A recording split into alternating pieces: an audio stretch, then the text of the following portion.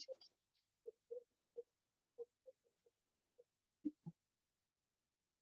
morning. Good morning, Miss. Morning.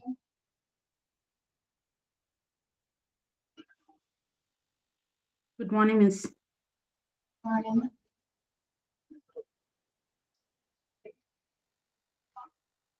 Good afternoon. Good afternoon to all. Good afternoon, ma'am. Good afternoon. How are you, ma'am? Fine. സുഖമില്ലാന്നൊക്കെ അറിഞ്ഞു, അതുകൊണ്ടാ ചോദിച്ചത്. ക്ലൈസ്റ്റായിരുന്നു, പനിയായിരുന്നു. ഇപ്പൊ കുഴപ്പമൊന്നുമില്ലല്ലോ മാം?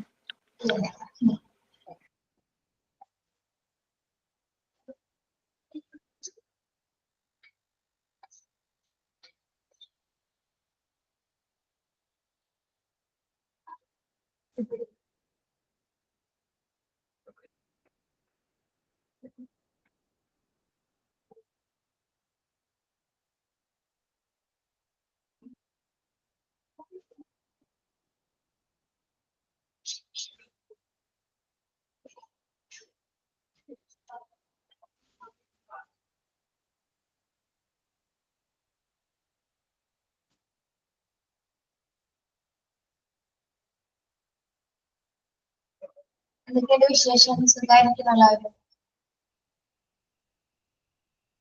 സുഖായിരിക്കുന്നു മിസ്. നിങ്ങള് ട്രെയിനിങ്ങിന് പോകുന്നുണ്ടോ? കുറച്ച് പേരൊക്കെ പോകുന്നുണ്ട് മിസ്സേ, കുറച്ചധികം പേര് പോകുന്നുണ്ട്. ഷാനൊക്കെ പോയിട്ടുണ്ടോ?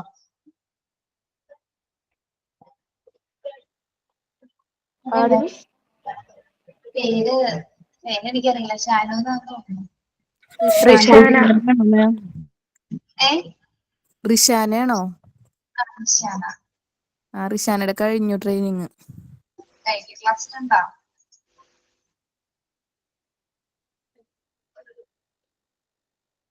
ഇല്ല, കേറിയിട്ടില്ലല്ലോ. കേറിയിട്ടില്ലാന്ന് തോന്നുന്നു. നിങ്ങൾ എന്ത് പറയണു? എന്തൊക്കെയുണ്ടായി? ക്രിസ്മസും ന്യൂ ഇയർ ഒക്കെ എങ്ങനെ ഉണ്ടായി?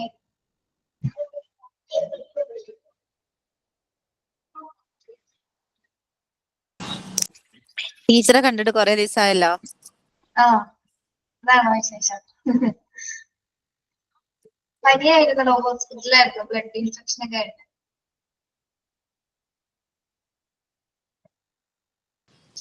പനിയായിരുന്നോ? അശ്വതി മിസ് അല്ലേ ക്ലാസ് എടുത്തത്? ആണോ? ഇഷ മിസ്സോ? അശ്വതി മിസ് ആയിരുന്നു. എന്താണ് നിങ്ങളുടെ ന്യൂ ഇയർ ആയിട്ട് തുടക്കമൊക്കെ എങ്ങനെയുണ്ട്? പ്രത്യേകിച്ചൊന്നും തോന്നണില്ലേ മിസ്? പണ്ടത്തെ എല്ലാ ദിവസവും ഇപ്പൊ ഒരു ദിവസം കടന്നു പോകുന്നല്ലേ? എങ്കിൽ ഇപ്രാവശ്യമെങ്കിലും നല്ല നല്ല കാര്യങ്ങളൊക്കെ സംഭവിക്കട്ടെ അല്ലേ? സമാധാനമുള്ള ലൈഫ് ഉണ്ടാവട്ടല്ലോ. ടീച്ചർ കുറച്ച് മുന്നേ ഒരു ക്ലാസ്സിൽ പറഞ്ഞില്ലേന്നോ ഞങ്ങളോട് എന്തോ പറയാണ്ടെന്ന്? ഞാൻ പറഞ്ഞല്ലോ. ഇല്ല, പറഞ്ഞില്ല. ഇല്ല, അതൊക്കെ എപ്പോഴേ പറഞ്ഞു പോയി. നേരത്തെ പറഞ്ഞായിരുന്നു. അതെ അതെ, അതൊക്കെ നേരത്തെ പറഞ്ഞേ.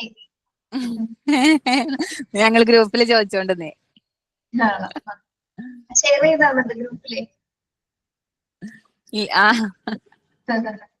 അത്രേ ഉള്ളൂ, വേറെ ഒന്നുമില്ല.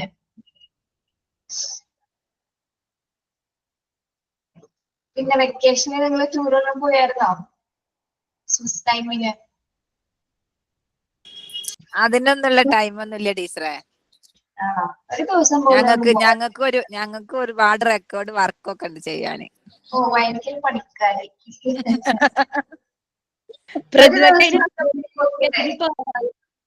പ്രജിതയുടെ ഹസ്ബൻഡ് ന്യൂ ഇയർ ആയിട്ട് സർപ്രൈസ് കൊടുത്ത് വന്നിക്കല്ല, ടൂറൊക്കെ പോവാലോ. മോനെ പരീക്ഷ അടുത്ത മാസം 15-ാം തീയതി, 10ാം ക്ലാസ്. അതുകൊണ്ട് ഭയങ്കര സ്ട്രിക്റ്റാ.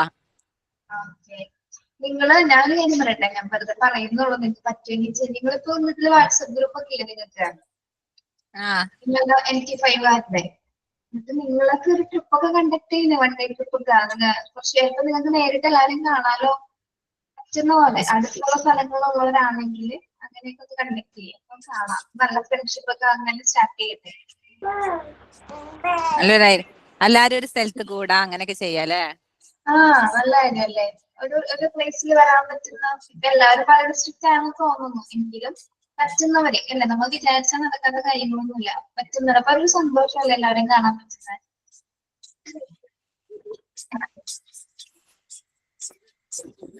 ഐഡിയ ഒക്കെ നല്ല ഐഡിയ.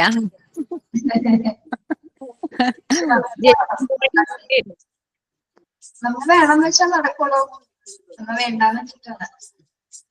അപ്പൊ തോന്നും കുട്ടികളുണ്ട്, പിന്നെ അവരെവിടെയെങ്കിലും ആക്കണം, ഹസ്ബൻഡിന്റെ പെർമിഷൻ വേണം, വീട്ടുകാരോട് ചോദിക്കണം, അങ്ങനെയൊക്കെ ചോദിച്ചു വരുമ്പോ നിങ്ങൾ പിന്നെ അതിന് മടുക്കും. അതിന് നല്ലത് വാട്സപ്പ് ഗ്രൂപ്പിൽ ഒതുങ്ങിക്കൂടുന്ന തന്നെയാണ് അല്ലേ.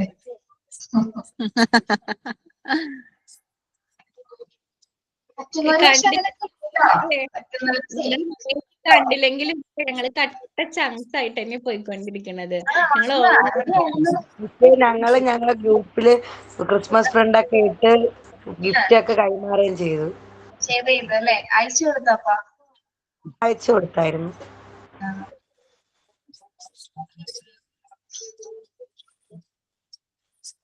കുട്ടികളെല്ലാരും സുഖമായിരിക്കണോ നിങ്ങളുടെ?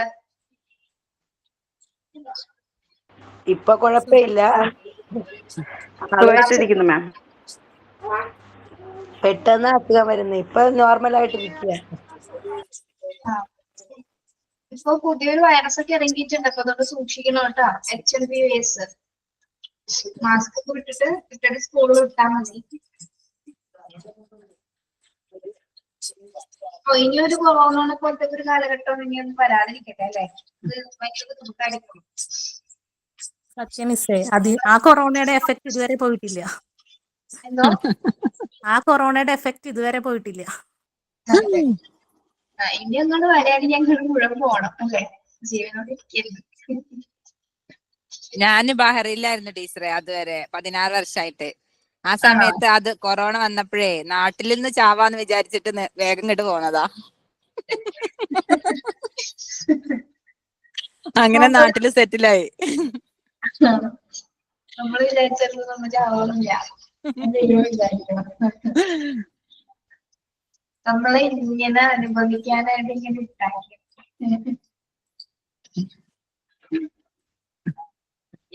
ഭക്ഷണം കഴിച്ചെല്ലാവരും? ഉച്ചക്കലത്തെ കഴിച്ചിട്ടില്ല, രാവിലത്തെ കഴിച്ചു. ഓക്കെ, നമ്മള് പുതിയ യൂണിറ്റ് ആണ് എടുക്കുന്നത്, യൂണിറ്റ് 7. ഇത് ആരും എടുത്തിട്ടില്ലല്ലോ, എഡ്യൂക്കേഷൻ സൈക്കോളജി? ഇല്ല, എടുത്തിട്ടില്ല. അപ്പൊ നമ്മളുടെ ഈ MTനെ സംബന്ധിച്ചിടത്തോളം, സൈക്കോളജി ഒരു അധ്യാപകനെ സംബന്ധിച്ചിടത്തോളം എഡ്യൂക്കേഷൻ സൈക്കോളജി പഠിക്കാതെ നമുക്ക് എന്താണ് കുട്ടികളെ പഠിപ്പിക്കാനായിട്ട് സാധിക്കില്ല.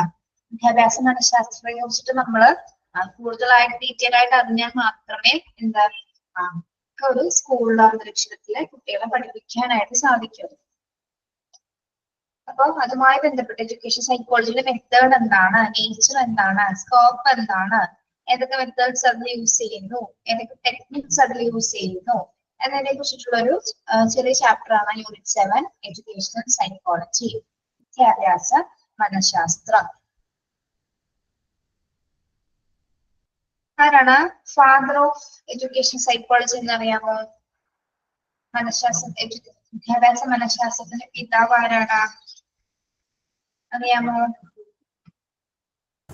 സിഗ്മണ്ട് ഫ്രോയിഡ് ആണോ? സിഗ്മണ്ട് ഫ്രോയിഡ് ആണോ മാം? അല്ല. പിന്നെ സ്കിന്നറോ അങ്ങനെ ഉണ്ടോ മാം? അല്ല. CL തൊണ്ടറൈൻ അങ്ങനെ എന്തൊരു സംഭവം ഇല്ല, അതാണോ? തൊണ്ടേക്കോ? Father of education psychology EL Thorndike ആണ് കേട്ടോ.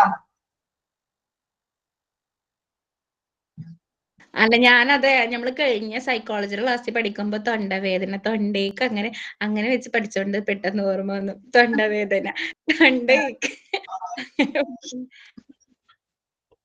കുറെ ദിവസമായല്ലോ ഈ ശബ്ദം കേട്ടിട്ട്.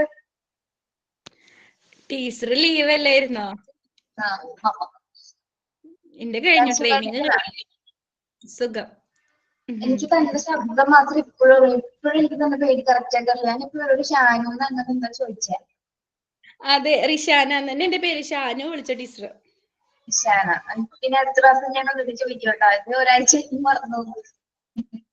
ഇനി മറക്കണ്ട ഷാനു. ഇനി ഞാൻ ഇനി എല്ലാ ക്ലാസ്സും അറ്റൻഡ് ചെയ്യും, കാരണം എന്റെ ട്രെയിനിങ് ഒക്കെ കഴിഞ്ഞു. ട്രെയിനിങ് കഴിഞ്ഞു. എവിടെയായിരുന്നു ട്രെയിനിങ് നിങ്ങൾക്ക്? ഞാൻ അവിടെ ബഡ്സ് സ്കൂളിലാണ് പോയിരുന്നത്. എങ്ങനെയുണ്ടാ എക്സ്പീരിയൻസ്? അതൊന്നും പറയാത്ത എന്താണ് നിങ്ങള് സ്കൂളിൽ പോയി പഠിപ്പിച്ചിട്ടൊക്കെ? നല്ല എക്സ്പീരിയൻസ് ആ. കാരണം ഞാൻ പറഞ്ഞു 2024 എന്നെ സംബന്ധിച്ച് നല്ലൊരു വർഷമായിരുന്നു. കാരണം ആദ്യമായിട്ട് ടീച്ചറേ എന്നുള്ള വിളി കേട്ടു കുറെ കുട്ടികൾ ഇന്ന്. ടീച്ചറെന്ന് വിളിച്ചപ്പോ ഒരു പുള്ളി കയറിയോ? ഷൈന, സോറി, ഭയങ്കര കുളിരനായിരുന്നു. ടീച്ചറേന്ന് വിളിക്കുമ്പോൾ ആ ഒരു കുളിരെ പറഞ്ഞറിയിക്കാൻ പറ്റൂല. ഇതൊന്നല്ല ഒരു കുളിര്. ഇത് നമ്മൾ നമ്മൾ പുറത്ത് പോകുന്ന സമയത്ത് ആ കുട്ടികൾക്ക് നല്ല ഓർമ്മ ഉണ്ടാവും. നമ്മുടെ പുറത്ത് നിന്നവര് വിളിക്കും, അപ്പോഴാണ് നമ്മൾ ടീച്ചറാണ്. അപ്പോഴാണ് പുറത്ത് വെച്ചാൽ നമുക്ക് മനസ്സിലാവും. അറിഞ്ഞു ലാസ്റ്റ് ക്ലാസ് മിനിഞ്ഞാന്നായിരുന്നു. അപ്പൊ പോയ സമയത്ത് ടീച്ചറെ പോകല്ലേ ടീച്ചറെ, ഞങ്ങക്ക് വിഷമാവും ടീച്ചർ പോകണ്ട. അപ്പൊ അതൊരു പഞ്ചായത്തിന്റെ കീഴിലുള്ള ഒരു സ്കൂളാണ്. അപ്പൊ പറയാണ് ഞങ്ങൾ ഇവിടുത്തെ MLA മുഹ്സിനാണ് MLA. അപ്പൊ പറയണേ ഇനി മുഹ്സിൻ വരുമ്പോ ഞങ്ങൾ പറയാട്ടോ ടീച്ചർക്ക് ഇവിടെ തന്നെ ജോലി തരാൻ ഞങ്ങൾ പറയാട്ടോന്ന്.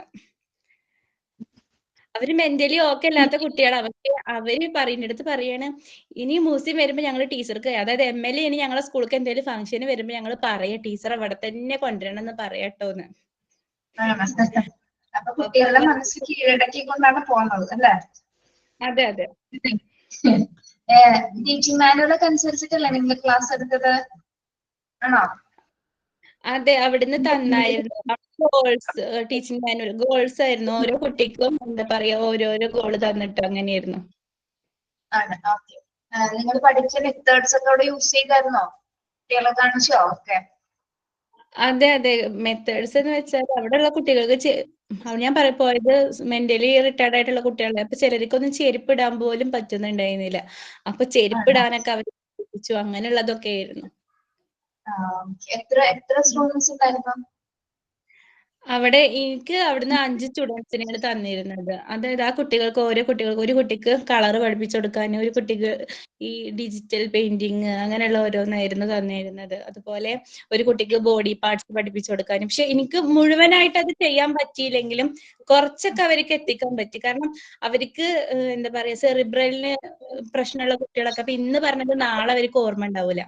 അതുകൊണ്ട് തന്നെ എങ്കിലും ആ കുട്ടീനെ കാണുമ്പോ ഞാൻ ഇന്ന് ഇലകളുടെ നിറം എന്താ പച്ച എന്ന് പഠിപ്പിച്ചു കൊടുക്കുമ്പോ ആ കുട്ടി എന്നെ കാണുമ്പോ പിന്നെ പറയും ഇലകളുടെ നിറം എന്താ പച്ച പറയും.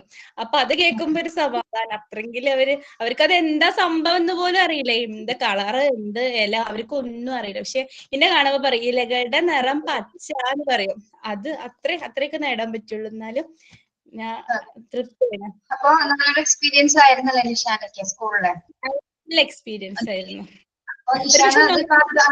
സ്കൂളിൽ കയറിയത്?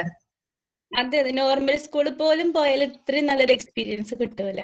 അവരിൽ നിന്ന് എന്തെങ്കിലുമൊക്കെ കേൾക്കുമ്പോൾ സന്തോഷം. ഈ കുട്ടികൾക്ക് എന്ന് പറഞ്ഞാൽ ഭയങ്കര സ്നേഹമായിരിക്കുള്ളൂ അല്ലെ? ഭയങ്കര സ്നേഹമുള്ള കുട്ടികളാണ് അവരങ്ങനെ. അവർക്ക് മെന്റലി അവർ പ്രോബ്ലം ഉണ്ടെങ്കിലും അവർക്ക് ഏറ്റവും കൂടുതൽ അവരിലുള്ളത് അഫെക്ഷൻ ആണ്. വാത്സല്യം അല്ലെങ്കിൽ അമ്മന്നൊരു കണ്ടന്റ് ആണെങ്കിൽ ഏറ്റവും കൂടുതൽ അവർക്ക് കൂടുതലുള്ളത്.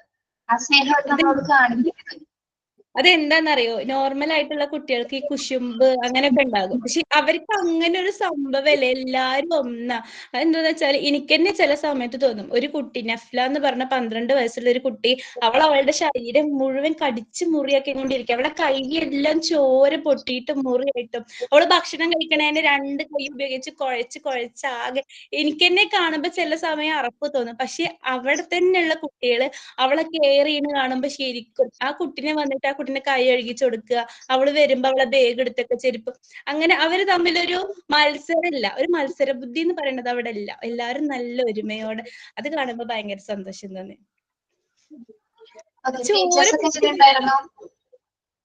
കുഴപ്പമില്ല, നല്ല എന്താ പറയാ ആയിരുന്നു എല്ലാവരായിട്ടും. കുഴപ്പമൊന്നുമില്ല.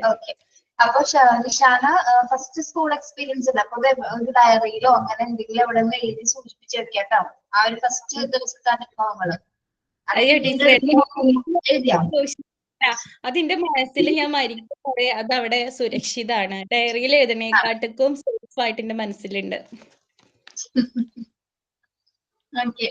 അപ്പൊ അങ്ങനെ ഇരിക്കട്ടെ.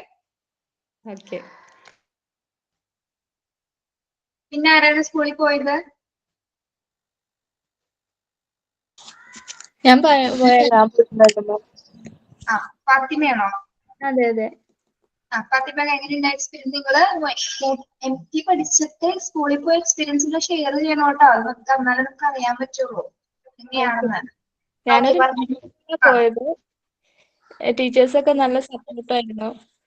ലെസൺ എടുക്കാനും തന്നിരുന്നു. പിന്നെ കൂടുതൽ ആക്ഷൻ സോങ്, സ്റ്റോറീസ് അങ്ങനെയാണ്. ഞാൻ ചെല്ലുമ്പോ ഭയങ്കര ഇൻട്രസ്റ്റ് ആണ്. ഇന്ന് സ്റ്റോറി ഉണ്ടോ എന്ന് ചെല്ലുമ്പേ ചോദിക്കും. ഇന്ന് എന്തെങ്കിലും സ്റ്റോറി ഉണ്ടോ ടീച്ചറെ എന്ന് ചോദിച്ചുകൊണ്ടിരിക്കും. ഭയങ്കര ഇഷ്ടമായിരുന്നു. എല്ലാവരും ഞാനൊരു കാര്യം ചോദിക്കട്ടെ. നിങ്ങൾ ഷെയർ ചെയ്യുമ്പോ സ്കൂൾ അറ്റ്മോസ്ഫിയർ പറഞ്ഞു, കുട്ടികളെ കുറിച്ച് പറഞ്ഞു. നിങ്ങളൊരു ടീച്ചറായിട്ട് നിങ്ങൾ ആ ക്ലാസ് എങ്ങനെ കുറച്ച് പ്രതിസന്ധി കുറച്ച് ദിവസം നിങ്ങൾ എന്തൊക്കെ നിങ്ങളുടേതായ ഇമ്പ്രൂവ്മെന്റ്സ് എന്തൊക്കെ കാണിച്ചു എന്നതാണ് അവിടെ ഷെയർ ചെയ്യേണ്ടത്. ഏറ്റവും കൂടുതൽ അതിനെ കുറിച്ച് പറയണം. ഓക്കെ, ബാക്കി നിങ്ങൾ എന്ത് വേണമെങ്കിലും പറഞ്ഞു. ഏറ്റവും കൂടുതൽ നിങ്ങൾ സ്ട്രെസ് ചെയ്ത് പറയേണ്ടത് നിങ്ങളൊരു ടീച്ചർ എന്ന നിലയിൽ ആ ക്ലാസ്സിൽ എത്രത്തോളം ഭംഗിയായിട്ട് എടുത്തു കുട്ടികളോട് എങ്ങനെ ബിഹേവ് ചെയ്തത്, അതുമായി ബന്ധപ്പെട്ട കാര്യങ്ങളായിരിക്കും ഏറ്റവും കൂടുതൽ നിങ്ങളോട് പറയേണ്ടത് കേട്ടോ, ക്ലാസ് എടുത്ത കുട്ടികൾ. ഓക്കെ, പറഞ്ഞോളൂ ഫാത്തിമ. അവര് ടെക്സ്റ്റിലുള്ള ലെസൺ എടുത്തു കൊടുക്കുമ്പോൾ ഞാൻ അതിന് ഒരു ആക്ടിവിറ്റി തയ്യാറാക്കിയിട്ട് ഒരു പ്രാക്ടിക്കൽ എന്നുള്ള രീതിയിൽ ഞാൻ ഓരോന്ന് കാണിച്ചു കൊടുക്കുമായിരുന്നു. അപ്പൊ കുട്ടികൾ കൂടുതലായിട്ട് ഇൻട്രസ്റ്റ് ആവുന്നുണ്ടായിരുന്നു അതില്. നമുക്ക് ഈ ട്രാഫിക് ലോസിന്റെ ഒരു പാഠം അവർക്ക് ഉണ്ടായിരുന്നു. അപ്പൊ ഞാനത് ഇങ്ങനെ കുറച്ച് മെറ്റീരിയൽസ് ഒക്കെ ഉണ്ടാക്കി കൊണ്ടുപോയിട്ട് ഓരോ ലൈറ്റുകൾ ഇങ്ങനെ കാണിച്ചിട്ട് അത് കുട്ടികളെ കൊണ്ട് തന്നെ ചെയ്യിപ്പിച്ചായിരുന്നു. അപ്പൊ അങ്ങനെയൊക്കെ കുറച്ച് കൂടുതൽ കുട്ടികളെ അത് ഇൻട്രസ്റ്റ് ആകാൻ അവർ കൂടുതലായിട്ട് ക്യാച്ച് ചെയ്യാനും പറ്റിയിട്ടുണ്ടായിരുന്നു. അപ്പം അവിടുത്തെ മിസ് തന്നെ എന്നോട് പറഞ്ഞു, നന്നായിട്ടുണ്ട്, കുട്ടികൾ അത് കൂടുതലായിട്ട് ക്യാച്ച് ചെയ്തു. ഇങ്ങനെ ഓരോ ലെസൺ എടുക്കുമ്പോൾ ഓരോന്നായിട്ട് ഇങ്ങനെ കാണിച്ചു കൊടുക്കുന്നുണ്ടായിരുന്നു. കുട്ടികളെ കൊണ്ട് തന്നെ ചെയ്യിപ്പിച്ചു. അപ്പൊ അവർ ഭയങ്കര ഇൻട്രസ്റ്റ് ആയിട്ട് ഓരോ ബെഞ്ചിലെ കുട്ടികൾ വന്നിട്ട് ഇങ്ങനെ ചെയ്യുമായിരുന്നു. നല്ല എക്സ്പീരിയൻസ് ആണ്. ഏത് സ്കൂളായിരുന്നു? ഏത് സ്കൂളായിരുന്നു. ടീച്ചേഴ്സൊക്കെ നല്ല സപ്പോർട്ടായിരുന്നു. ആരോടൊന്നും അങ്ങനെ വിഷമിപ്പിക്കുന്ന രീതിയിൽ ഒരു ഇതും ഉണ്ടായിരുന്നില്ല. എല്ലാരും നല്ല സപ്പോർട്ട്. എന്താ? സാരിയാണോ എടുത്തത്? ഇല്ല, ചുരിദാറായിരുന്നു. സാരി ഒരു ദിവസമെങ്കിലും ഉടുക്കണമെന്ന് ആഗ്രഹം ഉണ്ടായിരുന്നു. എന്റെ ലൈഫിൽ എന്റെ മാരേജിന് മാത്രമേ ഇതുവരെ ഉടുത്തിട്ടുള്ളൂ. പിന്നെ അത് കഴിഞ്ഞ് ഇതുവരെ ഉടുത്തിട്ടില്ല. പക്ഷെ പറ്റുന്നവരെ സാരി തന്നെ എടുത്ത് പോകണം. എനിക്കത് വേറെ അറിയില്ല. അതുകൊണ്ട് ഞാൻ പിന്നെ അത് ടൈം കളയണ്ടെന്ന് കരുതി ഞാൻ അത് എടുത്തില്ല, അറിയാത്തത് കൊണ്ട്. നിങ്ങൾ എന്താ ചെയ്യുന്ന 2-3 കോട്ടൺ സാരികൾ 2-3 അതിന് മാച്ച് ആവുന്ന ബ്ലൗസസ് എടുത്ത് വെക്കുക. അത് എപ്പോ വേണമെങ്കിലും എടുക്കാൻ പറ്റും. അതൊന്ന് പ്രാക്ടീസ് ചെയ്താൽ മതി. അപ്പൊ ടീച്ചിങ് പ്രാക്ടീസിനൊക്കെ പോകുമ്പോൾ നമ്മൾ ശരിക്കും സാരിയായിട്ട് എടുക്കുന്നത് നല്ലത്. നമ്മളെ ടീച്ചറായിട്ട് ഫീലിംഗിലും ക്വാളിറ്റിയും കൂടി തോന്നുന്നുണ്ട്. നമ്മളുടെ ആ കഴിവിൽ മാത്രമല്ല, ഫീലിംഗ് കൂടി ടീച്ചറായിട്ട് തോന്നുകയും വേണം. ഓക്കെ, പറ്റുന്നവരും എടുക്കണം കേട്ടോ സാരി. തീർച്ചയായിട്ടും ഇനി ട്രൈ ചെയ്യാൻ എങ്ങനെ പോകുമ്പോഴത്തേക്ക്. ട്രൈ ചെയ്താൽ മതി. എല്ലാ ദിവസവും ഒന്ന് എടുത്ത് പ്രാക്ടീസ് ചെയ്താൽ ശരിയാവും ഫാത്തിമ. ഓക്കെ. നെക്സ്റ്റ് ആരാണ് പോയത്? ഞാൻ പോയിരുന്നു. 15 days ആയിരുന്നു. 15 days ആയിരുന്നു. ആദ്യം പോയപ്പോ നമുക്ക് ഒന്നും അറിയില്ലല്ലോ. ഫസ്റ്റ് സ്റ്റാർട്ടിങ് നമ്മൾ പഠിച്ചത് മാത്രമാണല്ലോ. അപ്പൊ അവിടെ പോയപ്പോ ആദ്യം ഒരു ടെൻഷനൊക്കെ ആയിരുന്നു. അപ്പം മിസ്സുമാര് പറഞ്ഞു കുഴപ്പമില്ല, സ്റ്റാർട്ട് ചെയ്ത്. ആദ്യം ഞാൻ ഒരുപാട് നമ്മള് കുഞ്ഞുങ്ങളെ കാണുന്ന സമയത്ത് നമ്മൾ ഒരുപാട് വാത്സല്യമായിരിക്കും. അപ്പൊ പിള്ളേര് ഒട്ടും നിക്കത്തില്ല. അനുസരണ ഇച്ചിരി ഭയങ്കര പിള്ളേര് ഇച്ചിരി കുരുത്തക്കേടും എല്ലാം. അതെ, എന്റെ തൊണ്ടൊക്കെ പോയിരുന്നു മിസ്. എനിക്ക് സൗണ്ട് ഒക്കെ ഭയങ്കര. അത് കഴിഞ്ഞൊരു 15 days കഴിഞ്ഞപ്പോൾ ഭയങ്കര ത്രോട്ട് ഇൻഫെക്ഷൻ. അപ്പൊ മിസ് പറഞ്ഞു അങ്ങനെ വരും, ആദ്യത്തെ കുറച്ച് ദിവസം നിങ്ങൾക്ക് അങ്ങനെ ബുദ്ധിമുട്ടൊക്കെ ഉണ്ടാവും, പിന്നെ ശരിയാവും എന്ന് പറഞ്ഞു. അപ്പോ അവിടെ പോയ ശേഷം ആദ്യം പിള്ളേരെ എങ്ങനെ സ്റ്റാർട്ട് ചെയ്യണം എന്ന് എനിക്ക് ഭയങ്കര സ്റ്റാർട്ടിങ് ട്രബിൾ ആയിരുന്നു. പിന്നെ സ്റ്റാർട്ട് ചെയ്ത് മിസ് കാണിച്ചു തന്നു. പിന്നെ അത് നോക്കി നമ്മൾ പ്രാക്ടീസ് ചെയ്തു. പിന്നെ വീട്ടിലോട്ട് വന്നാലും ഡെയിലി പ്രാക്ടീസ് ആയിരിക്കും. നമ്മള് പറയാൻ പോകുന്ന എല്ലാ സംഭവങ്ങളും പ്രാക്ടീസ്. പിന്നെ ആക്ടിവിറ്റീസ് കുറെ ചെയ്യിപ്പിച്ചായിരുന്നു. ഓരോ ദിവസം 2 ആക്ടിവിറ്റീസ് വെച്ച് ചെയ്യിപ്പിച്ചു. നമ്മള് പൗറിങ്, സ്പൂണിങ്, അങ്ങനത്തെ നമ്മള് മോണ്ടിസോറി മെത്തേഡിലുള്ള കുറെ ആക്ടിവിറ്റീസ് ചെയ്യിപ്പിച്ചിട്ടുണ്ടായിരുന്നു. പിള്ളേർക്ക് ആക്ടിവിറ്റി ടൈം പറഞ്ഞാൽ ഭയങ്കര ഇഷ്ടമായിരുന്നു. പിന്നെ സ്റ്റോറി ടൈം, ആക്ടിവിറ്റി ടൈം, അങ്ങനെ ഓരോ ഏകദേശം ഞാൻ ഒരു ആഫ്റ്റർനൂണിന് ശേഷമാണ് ഇതെല്ലാം ചെയ്യിപ്പിക്കാറ്. രാവിലെ കുറച്ചു നേരം പഠിപ്പിക്കും. അപ്പൊ ആ ഒരു ടൈം ആവുമ്പോൾ അവര് ഭയങ്കര ഇൻട്രസ്റ്റ് ആയിരിക്കും പഠിക്കാൻ. പിന്നെ ഉച്ചയ്ക്ക് ശേഷം ഭയങ്കര കളിയുടെ ഒരു വിചാരത്തിലോട്ട് പോകും. അപ്പൊ ആ ഒരു ടൈമിൽ അവരെ അടക്കിയിരുത്താനായിട്ട് ഇതൊക്കെയാ ചെയ്തുകൊണ്ടിരുന്നത്. ലാസ്റ്റ് ആയപ്പോ അവർക്ക് ഭയങ്കര വിഷമൊക്കെ ആയിരുന്നു. ഞാൻ ചോക്ലേറ്റ്സ് ഒക്കെ 2-3 ദിവസമൊക്കെ കൊണ്ട് അവരൊന്ന് സോപ്പിട്ടൊക്കെ നിർത്താൻ അനുസരിപ്പിക്കാനൊക്കെ ആയിട്ട് ചോക്ലേറ്റ്സ് കൊടുക്കുമായിരുന്നു. പിന്നെ അവര് എന്താണ് ആൻസർ പറയുന്ന അവർക്ക് പ്രത്യേകിച്ച് എന്തെങ്കിലുമൊക്കെ മേടിച്ചു കൊടുക്കും. അതിനൊക്കെ ചെയ്യുമ്പോൾ പിള്ളേർക്ക് ഭയങ്കര ഇൻട്രസ്റ്റ് ആയിരുന്നു ഇരിക്കാനൊക്കെ ക്ലാസ്സിലൊക്കെ. ഓക്കെ, അപ്പൊ ടീച്ചർ എന്ന വിളി കേട്ടപ്പോ ആദ്യം എന്താ തോന്നിയത്? ഭയങ്കര സന്തോഷമായിരുന്നു മിസ്സേ. ഭയങ്കര മിസ്സെന്ന് അവര് വിളിക്കുമ്പോ ഭയങ്കര അവര് റോട്ടിൽ നിന്നൊക്കെ എന്നെ കാണുന്ന സമയത്ത് ഇതേ മിസ് എന്റെ മിസ് പോണു എന്നൊക്കെ പറയുമ്പോ ഭയങ്കര സന്തോഷമായിരുന്നു. ബൈക്കിൽ കയറി ഹസ്ബൻഡ് കൂടെ എന്താണ് ഷോപ്പിലോട്ട് പിന്നെ എന്റെ വീട്ടിലോട്ട് വരുന്ന സമയത്ത് ഇതേ എന്റെ മിസ്സാണ് കേട്ടോ ഉമ്മ എന്നൊക്കെ പറഞ്ഞവർ കാണിച്ചു കൊടുക്കും. അപ്പൊ ഭയങ്കര നമുക്ക് സന്തോഷമായിരുന്നു. അതൊരിക്കലും മറക്കാൻ പറ്റാത്തൊരു എക്സ്പീരിയൻസ്. അപ്പൊ അവര് പറഞ്ഞു ഒരിക്കലും മറക്കൂല മിസ്സിനെ എവിടെ കണ്ടാലും ഞങ്ങൾ ഓടി ഒരു മിസ് ഞങ്ങളെ മറക്കുമോ എന്നൊക്കെ ചോദിച്ചു. അപ്പൊ ഞാന് ഒരിക്കലും മറക്കൂല. അപ്പൊ അവിടുത്തെ ടീച്ചേഴ്സും ഭയങ്കര നമ്മളെ കാര്യങ്ങളൊക്കെ നല്ല രീതിയിൽ പറഞ്ഞു. നമുക്ക് എങ്ങനെയാണെന്ന് അറിയില്ല. അപ്പൊ മിസ് കുറച്ചും കൂടി സ്ട്രിക്റ്റ് ആവണം എന്നൊക്കെ ഞങ്ങളോട് പറഞ്ഞു തന്നു.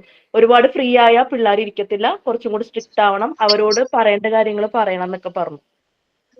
സ്നേഹിച്ച് വർത്താനം പറയാൻ വേണം, പക്ഷെ നമ്മളെ ഒരുപാട് അങ്ങോട്ട് അയഞ്ഞു കൊടുത്താൽ എന്താണ് അവര് നമ്മളെ നമ്മൾ കൺട്രോൾ ചെയ്യാൻ പോകുന്നില്ല കേട്ടോ.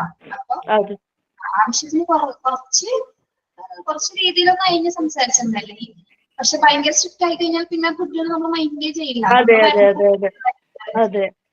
അപ്പൊ ഞാന് പിള്ളേരെ കാണുന്ന സമയത്ത് നമുക്ക് നമ്മുടെ മക്കളെ ഓർമ്മയില് വരത്തുള്ളൂ. അപ്പൊ അവരോട് അത്രയും സോഫ്റ്റ് ആയിട്ട് പെരുമാറിയപ്പോ എന്നെ വിളിച്ച ആദ്യം മിസ് പറഞ്ഞത് അത് അധികം സോഫ്റ്റ് ആവണ്ട, ഒരു സോഫ്റ്റ് ആയിക്കോ, പക്ഷെ എന്നാലും ഒരുപാട് നിങ്ങൾ അയഞ്ഞു കൊടുക്കണ്ടെന്ന് പറഞ്ഞു.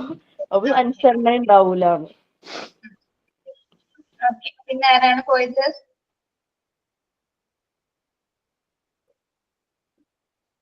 മാം ഒരു മിനിറ്റ് കേട്ടോ.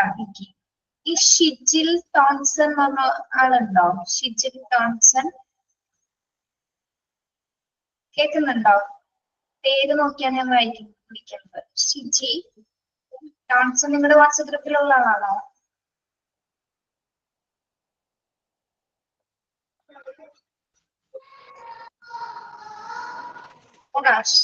ആളാണോ ഷിജി ടോൺസൺ? ഇല്ല, ഷിജി എന്ന് പേരുള്ള ഒരാള് ഞങ്ങളുടെ ഗ്രൂപ്പിൽ ഇല്ല. ഷിജി ടോൺസൺ എന്ന് പറഞ്ഞ കുട്ടി ആരാണ്? എപ്പോഴും കാണാം, പക്ഷെ ആളെ കുറിച്ച് ഒരു റെസ്പോണ്ട് ഉണ്ടാവാറില്ല. അപ്പൊ ആരാണെന്ന് അറിയാൻ വേണ്ടിയാ.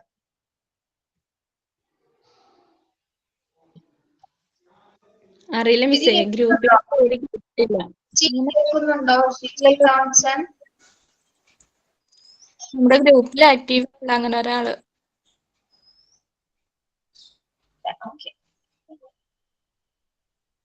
പിന്നെ അപ്പൊ എല്ലാവർക്കും നല്ല എക്സ്പീരിയൻസ് ആയിരുന്നു അല്ലെ? പിന്നെ എന്തെങ്കിലും മോശം അനുഭവങ്ങൾ സ്കൂളിൽ നിന്ന് ഉണ്ടായിരുന്നോ?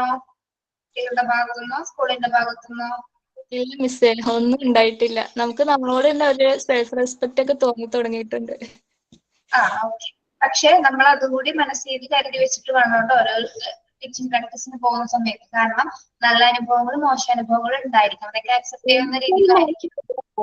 എനിക്കൊരു മോശം അനുഭവം ഉണ്ടായി. കാരണം ഒരു കുട്ടിയുണ്ട്, സഞ്ജന, 7 വയസ്സായ ഒരു കുട്ടി. ആ കുട്ടി അവളുടെ മുന്നിൽ കണ്ടാലും വായിലെടുത്തിടും.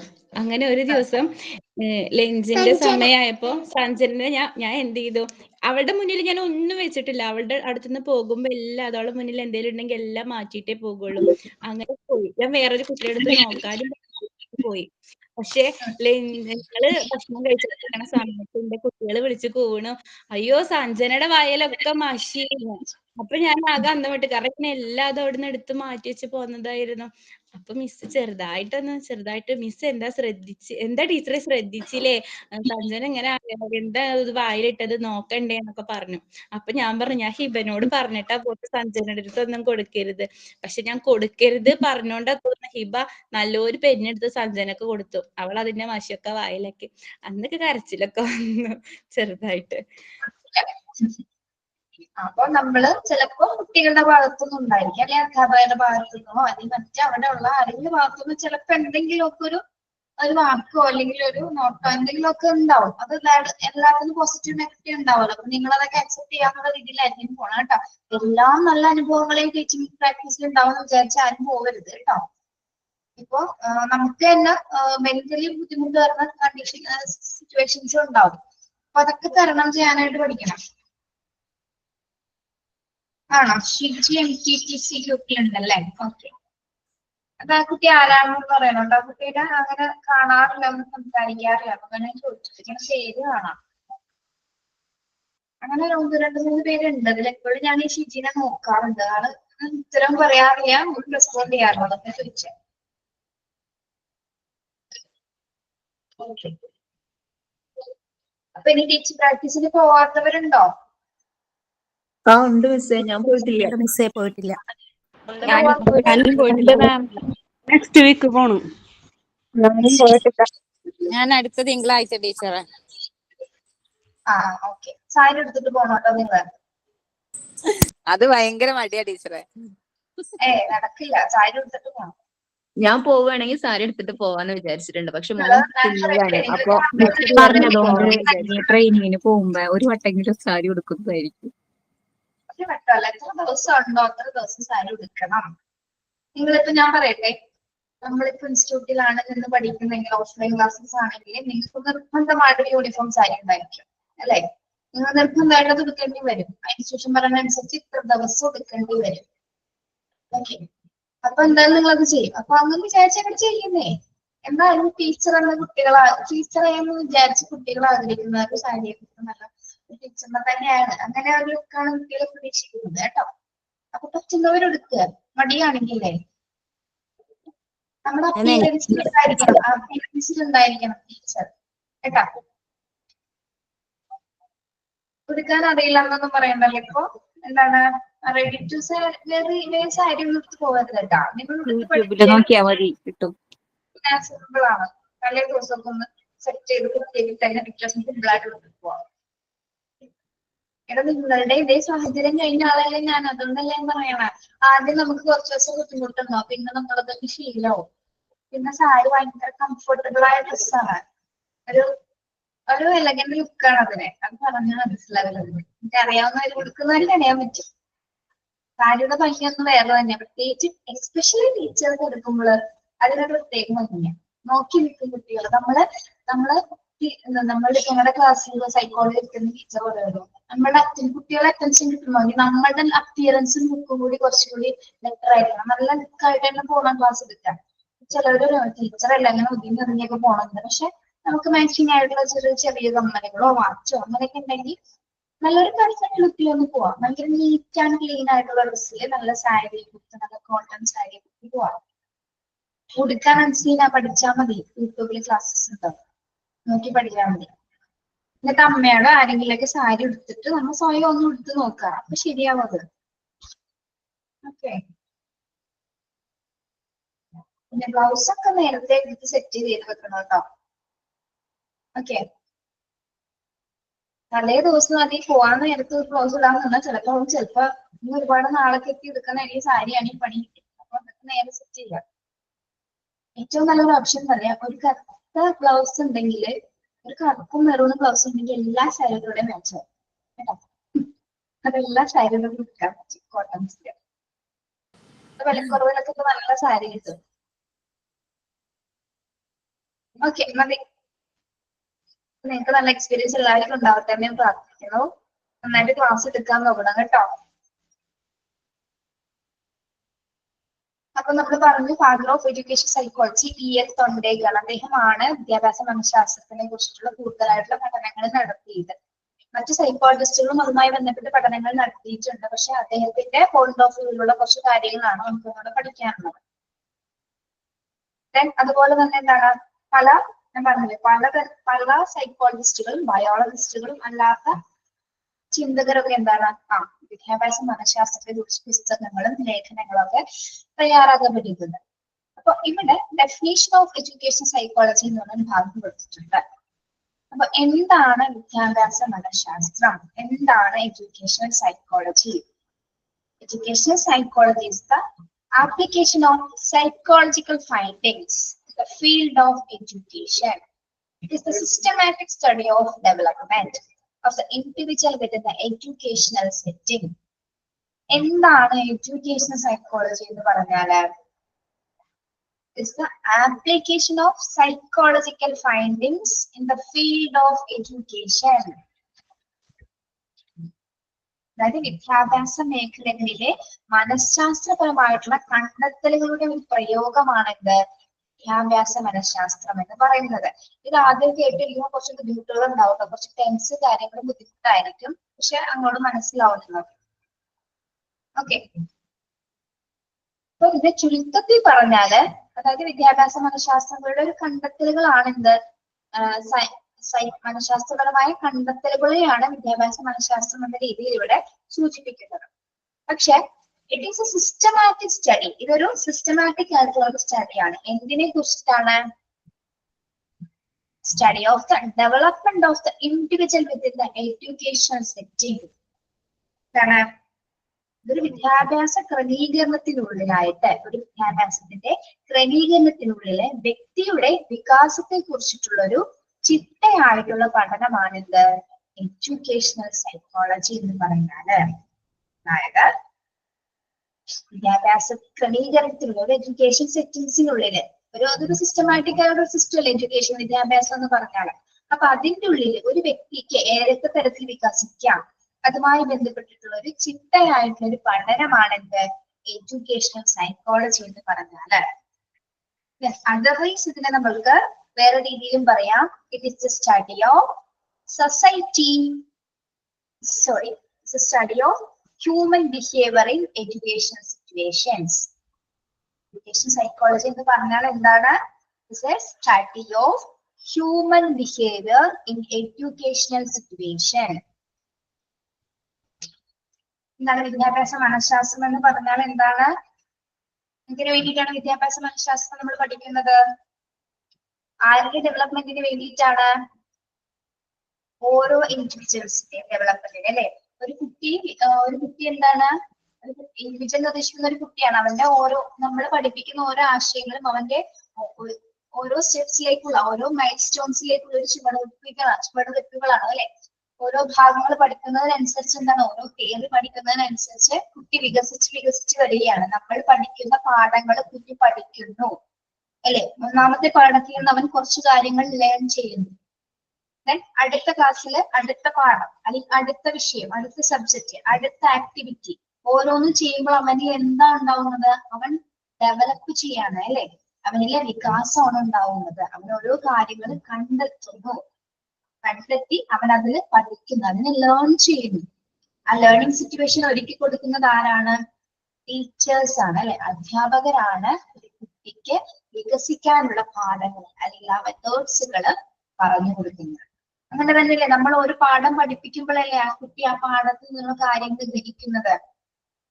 ഇപ്പൊ നിങ്ങള് ടീച്ചർ പ്രാക്ടീസിന് പോയപ്പോ നിങ്ങൾക്ക് തന്ന ടീച്ചിങ് മാനുവലിന്റെ ഒരു ഭാഗം നിങ്ങൾ അത് അതുപോലെ തന്നെ ക്ലാസ്സിൽ കൊടുത്തു. ആ കുട്ടികളെ കൊണ്ട് അത് ചെയ്യിപ്പിച്ചു. അപ്പൊ കുഞ്ഞിന് അവിടെ എന്ത് സംഭവിച്ചു? നിങ്ങൾ പഠിപ്പിച്ച പാഠം കുട്ടി പഠിച്ചു അല്ലെ. അവിടെ കുട്ടിക്ക് എന്തുണ്ടായി? ഡെവലപ്മെന്റ് ഉണ്ടായി. അപ്പൊ ആ ഒരു വിദ്യാഭ്യാസ എഡ്യൂക്കേഷൻ സെറ്റിംഗ്സിൽ ആ ഒരു ക്ലാസ് മുറിയിൽ കുഞ്ഞ് പഠിക്കുന്നു. നമ്മൾ പഠിപ്പിച്ച പാഠം കുഞ്ഞ് പഠിച്ച് മനസ്സിലാക്കി അവന് അതിനെക്കുറിച്ച് തിരിച്ചറിവുണ്ടാവും. ലേൺ ചെയ്യുമ്പോഴാണ് എന്തുണ്ടാവുന്നത്? അവന് വികസനം ഉണ്ടാവുന്നത്. അങ്ങനെയാണ് എഡ്യൂക്കേഷൻ സൈക്കോളജി നമ്മൾ വിശദീകരിക്കുന്നത്. ഓക്കെ, അണ്ടർലൈൻ ചെയ്തു പോവാം. It is A systematic study of the development of the individual within education settings. ഇതൊന്ന് അണ്ടർലൈൻ ചെയ്യാം കേട്ടോ. According to Charles E. Skinner, വിദ്യാഭ്യാസ മനഃശാസ്ത്രത്തെ കുറിച്ച് പറയുന്നത് എന്താണ്?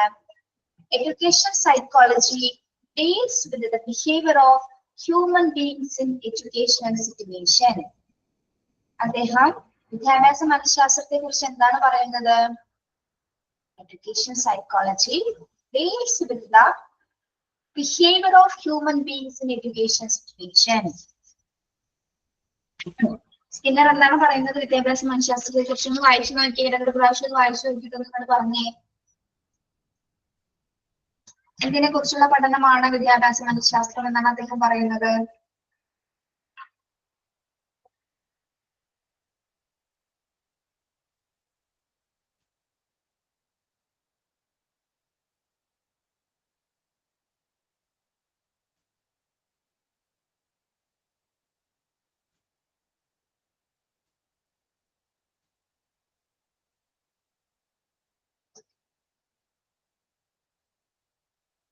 എന്താണ് പറയുന്നത്?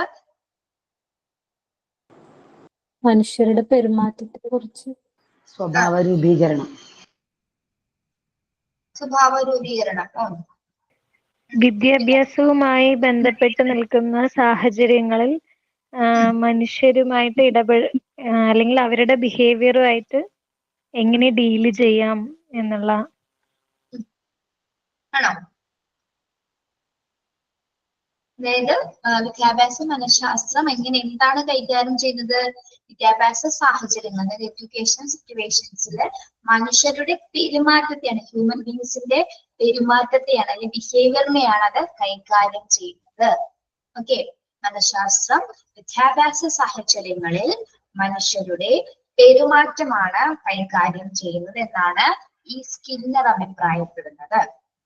എഡ്യൂക്കേഷൻ സൈക്കോളജി ഡീൽസ്, അതെന്താണ് ഡീൽ ചെയ്യുന്നത്? മനുഷ്യരുടെ ഒരു വിദ്യാഭ്യാസ സാഹചര്യത്തിൽ മനുഷ്യർ എങ്ങനെ പെരുമാറുന്നു, മനുഷ്യന്റെ പെരുമാറ്റത്തെ കുറിച്ചിട്ടാണ്. ഹ്യൂമൻ ബിഹേവിയർ എങ്ങനെയാണ് ഒരു വിദ്യാഭ്യാസ സിറ്റുവേഷൻസിൽ ഉണ്ടായിരിക്കുക എന്നതാണ് അദ്ദേഹം വിദ്യാഭ്യാസ മനഃശാസ്ത്രത്തെ വ്യക്തമാക്കുന്നത്.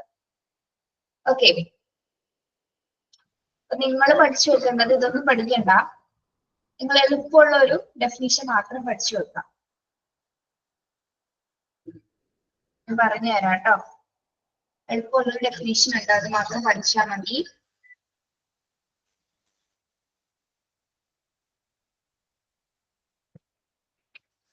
അത് അടുത്ത ക്ലാസ്സിൽ തരാം കേട്ടോ.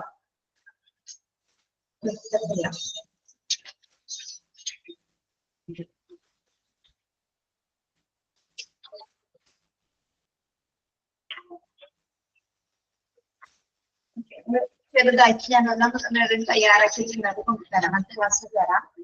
ഓക്കെ, മിസ്സേ, ഡിഫൻസ് മെക്കാനിസത്തിന്റെ നോട്ട് ഒന്ന് ഇടണേ. ഇതിപ്പോ ഇനി പറയാൻ മറന്നാ പിന്നെ പറഞ്ഞില്ലെങ്കിൽ വെച്ചിട്ടാ ആ നോട്ട് ഇതുവരെ കിട്ടിയിട്ടില്ല. ഇതുവരെ കിട്ടിയിട്ടില്ല. അതെങ്ങനെ എന്താ ചെയ്യേണ്ടത്? ഒരു വാടെടുത്ത് 4 കൊടുക്ക് ടീച്ചറെ. എന്താ കുറെ ദിവസമായില്ല പറഞ്ഞിട്ട്. എന്ന് പറഞ്ഞത് പറഞ്ഞു. അല്ലാതൊന്നും ഇട്ട് തരണേ, കാരണം ആ ചാപ്റ്റർ ഇങ്ങനെ മാറിപ്പോവുള്ളൂ അങ്ങോട്ടും ഇങ്ങോട്ടും. അതുകൊണ്ട് മിസ്സിന്റെ നോട്ടാകുമ്പോ വേഗം പഠിക്കാലോ വെച്ചിട്ടാ.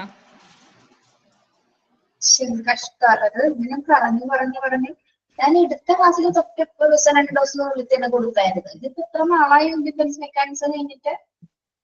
ഒന്നുകൂടി മിസ് ഒരു ഓർമ്മിപ്പിക്കുണ്ടോ?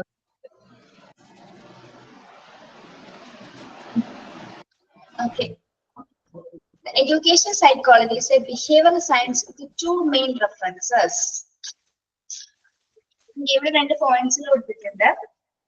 അതായത് വിദ്യാഭ്യാസ മനഃശാസ്ത്രം എന്ന് പറയുന്നത് 2 റെഫറൻസുകളുടെ അടിസ്ഥാനത്തിലാണ് അതിനെ നമ്മൾ വിശദീകരിക്കുന്നതെന്നാണ് പറയുന്നത്. വിദ്യാഭ്യാസ മനഃശാസ്ത്രത്തിന് 2 റെഫറൻസുകളുടെ അടിസ്ഥാനത്തിൽ. ആ 2 റെഫറൻസ് എന്തൊക്കെയാണ്? ഒന്ന് ഹ്യൂമൻ ബിഹേവിയർ, രണ്ടാമത്തത് എഡ്യൂക്കേഷൻ. ഒന്നാമത്തെ എന്താണ്? മനുഷ്യന്റെ പെരുമാറ്റം, രണ്ടാമത്തത് വിദ്യാഭ്യാസം. അപ്പോ വിദ്യാഭ്യാസ മനഃശാസ്ത്രത്തിന് നമ്മൾ 2 റെഫറൻസുകളുടെ അടിസ്ഥാനത്തിലാണ്. അതൊരു ബിഹേവിയറൽ സയൻസ് ആണ്. എഡ്യൂക്കേഷൻ സൈക്കോളജി എന്ന് പറഞ്ഞാൽ എന്താണ്? അതൊരു ബിഹേവിയറൽ സയൻസ് ആണ്, പെരുമാറ്റ ശാസ്ത്രമാണ്. എന്ത്? Education psychology. അത് മനസ്സിൽ ഉറപ്പിക്കുക. എഡ്യൂക്കേഷൻ സൈക്കോളജി എന്ന് പറഞ്ഞാൽ എന്താണ്? അതൊരു ബിഹേവിയറൽ സയൻസ് ആണ്. അത് പ്രധാനമായി 2 റെഫറൻസുകളുടെ അടിസ്ഥാനത്തിലാണ് നമ്മൾ പഠിക്കുന്നത്. ആ 2 റെഫറൻസുകൾ എന്തൊക്കെയാണ്? ഒന്ന് human behaviour and education,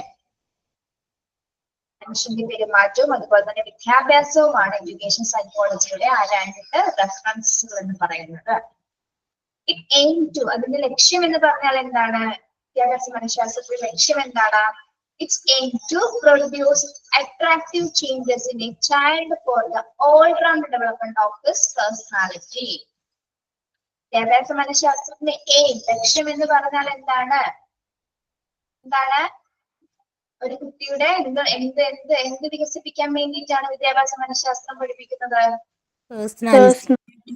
personality. All-round development of his personality. കുട്ടിയുടെ എല്ലാ തരത്തിലുള്ള വികസനം, അല്ലെ? കുട്ടിയുടെ ആ വ്യക്തിത്വത്തിലെ എല്ലാ തരത്തിലുള്ള വികസനത്തില് മാറ്റങ്ങൾ കൊണ്ടുവരാൻ വേണ്ടിയിട്ടാണ് നമ്മൾ എന്ത് പഠിപ്പിക്കുന്നത്? എഡ്യൂക്കേഷൻ സൈക്കോളജിയുടെ പ്രധാന ലക്ഷ്യം എന്ന് പറയുന്നത്. അല്ലെ? നമുക്ക് നിങ്ങൾ ഇങ്ങനെ ചിന്തിച്ചാൽ മതി. എന്തായാലും അതായത് പേഴ്സണാലിറ്റി ഇപ്പൊ നമ്മള് KG സെക്ഷൻ തുടങ്ങാം. KG സെക്ഷൻ, അല്ലെ? പ്രീ KG മുതൽ തുടങ്ങാം. LKG നമ്മുടെ കുട്ടി ക്ലാസ്സിൽ വരുന്നു, കുഞ്ഞിനെ നമ്മൾ പഠിപ്പിക്കുന്നു. അവൻ എന്താണ് ആ സമയത്ത് പഠിക്കുന്നത്? എന്തിനെ കുറിച്ചാണ് പഠിക്കുന്നത്? കുട്ടികള് നമ്മളെ വൊക്കാബുലറീസ്, അങ്ങനെ പാട്ടുകള്, റൈംസ് ഒക്കെ ആയിരിക്കും പഠിപ്പിക്കുന്നത് അല്ലെ. ആ ഒരു സ്റ്റേജ് കഴിഞ്ഞു. അവൻ ആ ഒരു വരുന്ന സമയത്ത് കുട്ടിയിൽ എന്തൊക്കെ ഉണ്ടായിരുന്നു? അവന് കുഞ്ഞു കുട്ടിയാണ് അല്ലെ, അവന് വാശി ഉണ്ടായിരുന്നു, ദേഷ്യം ഉണ്ടായിരുന്നു. ആ ക്ലാസ്സുകൾ ഏകദേശം ഒരു പകുതിയായി കഴിഞ്ഞൊരു ഫസ്റ്റ് സ്റ്റാൻഡേർഡിലാകുന്ന സമയത്ത് അവൻ എന്ത് സംഭവിച്ചു? അവൻ കുറച്ച് പാഠഭാഗങ്ങളൊക്കെ പഠിച്ചു, കുറെ ആക്ടിവിറ്റീസ് ഒക്കെ കഴിഞ്ഞു അല്ലെ. അപ്പൊ അവൻ 1ാം ക്ലാസ്സിലാവുന്ന സമയത്ത് എന്താണ്, അവന് കുറച്ച് മാറ്റങ്ങൾ വന്നു അല്ലെ. അവന്റെ പേഴ്സണാലിറ്റിയിൽ കുറച്ച് മാറ്റങ്ങൾ വന്നു. അവിടെ സ്കൂൾ അന്തരീക്ഷത്തിൽ നിന്ന് തന്നെ അവൻ പല പാഠങ്ങളും 1ാം ക്ലാസ്സിൽ നിന്ന് പഠിച്ചു. 5ാം ക്ലാസ്സിൽ എത്തിയ സമയത്ത് എന്താണ്, കുറെ കൂടി കാര്യങ്ങൾ അവൻ മനസ്സിലാക്കാൻ തുടങ്ങി അല്ലെ. എങ്ങനെ ബിഹേവ് ചെയ്യണം, എവിടെ ഏത് ഇമോഷൻസ് എവിടെ കാണിക്കണം, ആരോട് എങ്ങനെ ബിഹേവ് ചെയ്യണം, ടീച്ചേഴ്സിനോട് എങ്ങനെ പെരുമാറണം, ഫ്രണ്ട്സിനോട് എങ്ങനെ പെരുമാറണം, വീട്ടിൽ എങ്ങനെ പെരുമാറണം അല്ലെ. അതൊക്കെ അവന്റെ പാഠഭാഗങ്ങളിൽ നിന്നും ആ ഒരു സ്കൂൾ അന്തരീക്ഷത്തിൽ നിന്നും കിട്ടുന്ന കാര്യങ്ങളാണ് അല്ലെ. 5ാം ക്ലാസ് എത്തിയ സമയത്ത് അവനിൽ ഒരുപാട് വ്യത്യാസം വന്നു. 10th സ്റ്റാൻഡേർഡ് എത്തിയപ്പോഴോ 15 വയസ്സായി അല്ലെ. അപ്പോ അവിടെയും എന്താണ്, അവൻ കുറച്ചുകൂടി ഡിഫിക്കൽട്ട് ആയിട്ടുള്ള കോംപ്ലിക്കേഷൻസ് ഉള്ള പാഠഭാഗങ്ങളിലൂടെ കടന്നു പോകാൻ ആരംഭിക്കുന്നു അല്ലെ. ഒരു 8, 9, 10 ക്ലാസ്സുകൾ എന്നൊക്കെ പറയുമ്പോൾ കുറച്ചുകൂടി കോംപ്ലിക്കേഷൻസ് ആണ്, ഡിഫിക്കൽട്ടീസ് ആയിട്ടുള്ള പ്രോബ്ലംസ്, സൊല്യൂഷൻസ് ഒക്കെ കണ്ടെത്താനുള്ള ആ കുട്ടിയുടെ ആ ഒരു സമയം അല്ലെ. കുട്ടിയുടെ ഒരു ഡെവലപ്മെന്റിന്റെ സ്റ്റേജ് ആണ് ഈ പറയുന്നത്. KG മുതൽ ഫസ്റ്റ് സ്റ്റേജ് വരെ, 1ാം ക്ലാസ് വരെ, 1ാം ക്ലാസ് മുതൽ 5ാം ക്ലാസ് വരെ അവന് ഡെവലപ്മെന്റ് ഉണ്ടായിരിക്കുന്നത്. 5 മുതൽ 10ാം ക്ലാസ് വരെ എന്താണ്, കുട്ടിയിലെ പിന്നീട് ഡെവലപ്മെന്റ്സ് ഉണ്ടായിരുന്നത്. അപ്പൊ ഈ കാലഘട്ടം മുതൽ കുട്ടി എന്താണ്, ഒരു എഡ്യൂക്കേഷൻ സെറ്റിൽസ്, വിദ്യാഭ്യാസ സിറ്റുവേഷനിൽ കുട്ടി പഠിച്ചുകൊണ്ടിരിക്കുകയാണ്. അപ്പൊ അവന് എന്തൊക്കെ മാറ്റങ്ങളാണ് ഉണ്ടായത്? ഓരോ ക്ലാസ് കഴിയും തോറും പുതിയ പുതിയ കാര്യങ്ങൾ അവൻ പഠിക്കുന്നു. അപ്പൊ അവന് എന്താണ് സംഭവിക്കുന്നത്? Personality develop. അവന്റെ ഓൾറൗണ്ട് ഡെവലപ്മെന്റ് ആണ് നടക്കുന്നത് അല്ലെ. All-round development of his personality. Okay, അപ്പൊ അത് തന്നെയാണ് വിദ്യാഭ്യാസ മനഃശാസ്ത്രം ഏറ്റവും വലിയ ലക്ഷ്യം എന്ന് പറഞ്ഞ എന്താണ്, ഒരു വ്യക്തിയുടെ എല്ലാ തരത്തിലുമുള്ള വികസനം അല്ലെ. ഒരു വ്യക്തിയുടെ എല്ലാ തരത്തിലുമുള്ള വികസനം ഉണ്ടാക്കുക എന്നുള്ളതാണ് എഡ്യൂക്കേഷൻ സൈക്കോളജിയുടെ പ്രധാന ലക്ഷ്യം എന്ന് പറയുന്നത്. ഓക്കെ, അതിന്റെ 2 റെഫറൻസുകൾ എന്തൊക്കെയാണ്? ഒന്ന് ഹ്യൂമൻ ബിഹേവിയറും ഒന്ന് എഡ്യൂക്കേഷനും. ഈ രണ്ടും കൂടി ഒരുമിച്ച് പോകുമ്പോഴേ ആ കുട്ടിയിൽ എന്തുണ്ടാവുള്ളൂ? ഓൾറൗണ്ട് ഡെവലപ്മെന്റ് ഉണ്ടാവുകയുള്ളൂ. ഓക്കെ, ഈ ഭാഗം ഒന്ന് അണ്ടർലൈൻ ചെയ്തേ. Human behaviour and education, it aims to produce attractive changes in a child for the all-round development of his personality.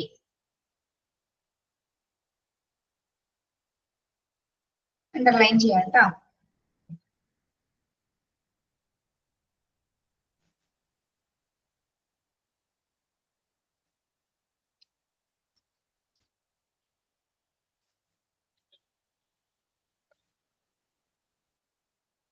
എന്താണ് പറയുന്നത്? മനുഷ്യന്റെ പെരുമാറ്റവും അതുപോലെ തന്നെ വിദ്യാഭ്യാസവും എന്താണ് ഒരു കുട്ടിയുടെ വ്യക്തിത്വത്തിന്റെ സമഗ്രമായിട്ടുള്ള വികസനത്തിനെയാണ് എഡ്യൂക്കേഷൻ സൈക്കോളജി ഹെൽപ്പ് ചെയ്യുന്നത് കേട്ടോ. അതിന്റെ ലക്ഷ്യം എന്ന് പറയുന്നത് അതായത് ഒരു വ്യക്തിയിൽ ആകർഷകമായിട്ടുള്ള മാറ്റങ്ങൾ ഉണ്ടാക്കാനായിട്ട് ഇവിടെ പറഞ്ഞല്ലോ, to produce attractive changes. Attractive changes എന്ന് പറഞ്ഞാൽ എന്താണ്? ഒരു കുട്ടിയിലെ, ഒരു വ്യക്തിയിലെ ആകർഷകമായിട്ടുള്ള ചേഞ്ചസുകൾ ഉണ്ടാക്കാനായിട്ടാണ്, ഉണ്ടാക്കുക എന്നതാണ് എന്താ വിദ്യാഭ്യാസ മനഃശാസ്ത്രത്തിന്റെ ലക്ഷ്യം എന്ന് പറയുന്നത്. ഓക്കെ, ഇനി thus education psychology is primarily concerned with the understanding process of teaching and learning that plays within formal surroundings and developing ways of improving those methods. വിദ്യാഭ്യാസ മനഃശാസ്ത്രത്തിൽ എന്തെല്ലാം കാര്യങ്ങളാണ് കൺസേൺ ചെയ്യുന്നത്? Understanding the process of teaching and learning അല്ലെ. Understanding the വിദ്യാഭ്യാസ മനഃശാസ്ത്രം പഠിക്കുന്ന സമയത്ത് എന്താണ് നമ്മള് ഒരു അധ്യാപിക എന്ന നിലയിൽ എന്താ അറിഞ്ഞിരിക്കണം? Understanding the process of teaching. ഏതൊക്കെ പ്രോസസ്സിൽ കൂടെയാണ് ഒരു ടീച്ചിങ് അധ്യാപന രീതി കടന്നു പോകുന്നത്, ഏതൊക്കെ ലേണിംഗ് മെത്തേഡ്സ് ആണ് ഉപയോഗിക്കുന്നത്, ഏതൊക്കെ അധ്യാപന രീതികളാണ് അധ്യാപക ഉപയോഗിക്കേണ്ടത് എന്നതിനെ കുറിച്ചിട്ട് എന്തൊക്കെ മെത്തേഡ്സ് അല്ലെ? നമ്മളിപ്പോ നിങ്ങൾക്ക് ടീച്ചിങ് മെത്തേഡ്സ് ഏതൊക്കെയാണെന്ന് നിങ്ങൾക്ക് അറിയാലോ. ഏതൊക്കെ മെത്തേഡ്സ് ആണ് നിങ്ങൾ പഠിച്ചിട്ടുള്ളത്? പഠിപ്പിച്ചിട്ടുണ്ടോ? അത് അറിയാവുന്ന 2 ടീച്ചർ മെത്തേഡ് പറഞ്ഞേ.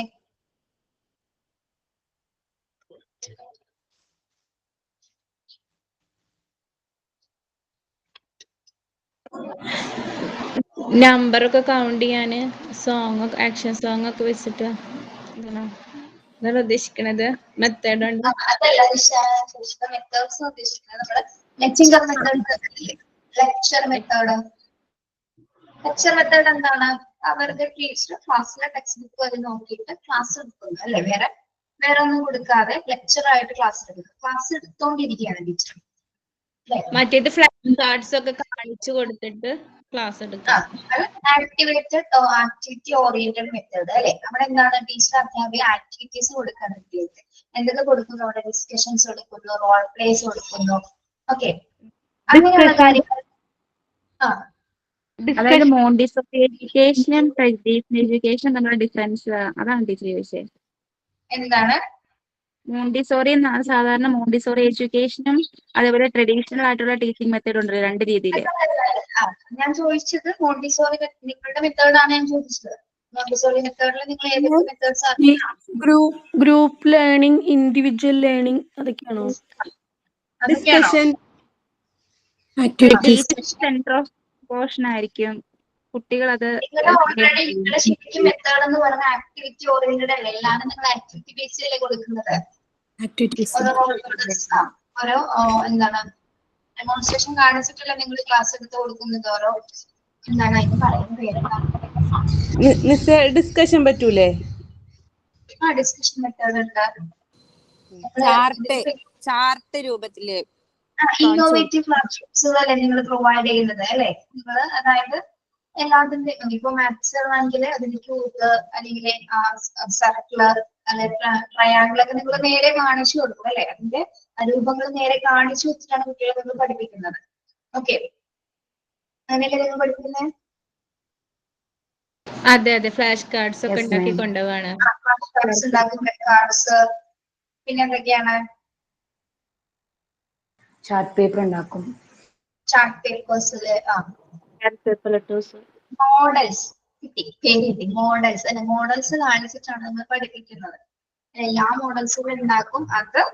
അത് അവരെ കാണിച്ചിട്ടാണ് അവരിൽ നിന്ന് എക്സ്പീരിയൻസ് മനസ്സിലാക്കുന്നത്. ഓക്കെ, അപ്പൊ ഇവിടെ പറയുന്നത് എന്താണ്? എഡ്യൂക്കേഷൻ സൈക്കോളജി ലീഡ് ചെയ്യുന്നത് മനസ്സിലാക്കുന്ന എന്തൊക്കെ കാര്യങ്ങളാണ്? Process of teaching and learning. Action songs അതിൽ വരികടോ. ആക്ഷൻ സോങ്സും വരുന്നു. ആക്ഷൻ സോങ്സ്, റോൾ പ്ലേ ഇതൊക്കെ അതിൽ ഉൾപ്പെടുന്നു. ടീച്ചിങ് മെത്തേഡ്സിൽ ഉൾപ്പെടുന്നതാണ്. ഓക്കെ, അപ്പൊ ആ മെത്തേഡ്സ് ഒക്കെ ഇംപ്രൂവ് ചെയ്യാനായിട്ട് അപ്പൊ ടീച്ചേഴ്സ് ഉപയോഗിക്കുന്ന ലേണിംഗ് പ്രോസസ്സും ടീച്ചർമാരുടെ മെത്തേഡ്സ് ഒക്കെ ഇംപ്രൂവ് ചെയ്യാനായിട്ട് വിദ്യാഭ്യാസ മനഃശാസ്ത്രം കൂടുതൽ സഹായകമാകുന്നു എന്നാണ് പറയുന്നത്. വിദ്യാഭ്യാസ മനഃശാസ്ത്രം ലീഡ് ചെയ്യുന്ന കുറച്ച് കാര്യങ്ങളാണെന്നല്ലേ. അപ്പൊ ഒരു അധ്യാപകൻ എന്ന നിലയിൽ നമ്മള് വിദ്യാഭ്യാസ മനഃശാസ്ത്രത്തെ കുറിച്ച് കൂടുതലായിട്ട് അറിഞ്ഞിരിക്കണം. അതിന്റെ നേച്ചർ എന്താണ്, അതിന്റെ സ്വഭാവം എന്താണെന്ന് അറിഞ്ഞാൽ മാത്രമേ നമുക്ക് നല്ല രീതിയിൽ ആ മെത്തേഡ്സുകൾ ഉപയോഗിക്കാനും അത് ഇംപ്രൂവ് ചെയ്യാനായിട്ട് സാധിക്കുകയുള്ളൂ. അപ്പൊ ഇവിടെ അതിന്റെ മെത്തേഡ്സിന്റെ പേരുകൾ പറയുന്നത് it covers important topics like learning theory. നമ്മള് സൈക്കോളജി പഠിക്കുന്ന സമയത്ത് നമുക്ക് ഒരുപാട് ലേണിംഗ് തിയറീസ് പഠിക്കാനുണ്ട്. Learning theories, behaviour theories, cognitive theories. Cognitive theory നമ്മൾ പഠിച്ചല്ലേ? ആരുടെ തിയറിയാണ് നമ്മൾ പഠിച്ചത്? കോഗ്നിറ്റീവ് തിയറി ആരുടെയാണ് പഠിച്ചത്? 4 സ്റ്റേജ് പഠിച്ചത് ഓർക്കുന്നില്ലേ?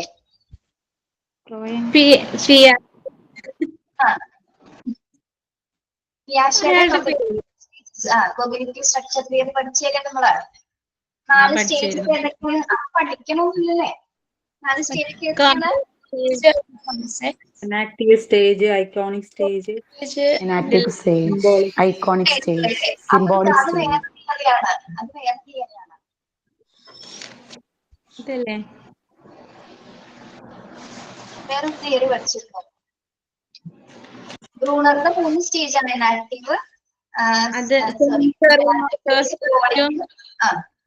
മോട്ടോർ സ്റ്റേജ് അതല്ലേ?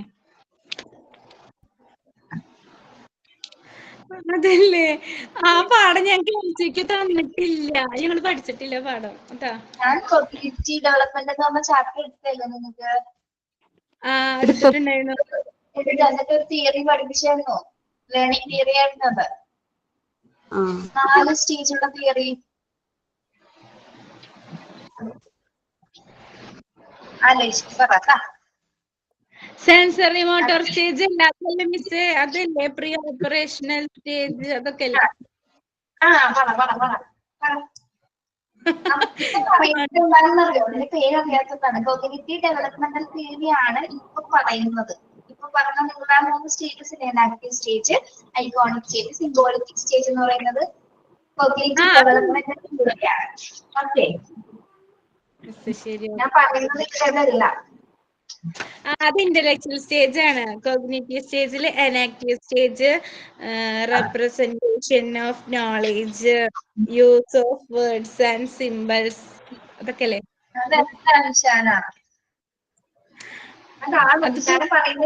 പക്ഷെ ഞാൻ പറഞ്ഞ തിയറി അതല്ല. ഈ ആശയയുടെ തിയറി നമ്മൾ പഠിച്ചു തുടങ്ങുന്നുണ്ടോ? തിയറിയാണ്. Pre operation stage, concrete operation stage ഒക്കെ പഠിച്ചു നടക്കുന്നുണ്ടോ? Formal operation stage, pre operation stage, concrete operation stage, formal operational stage.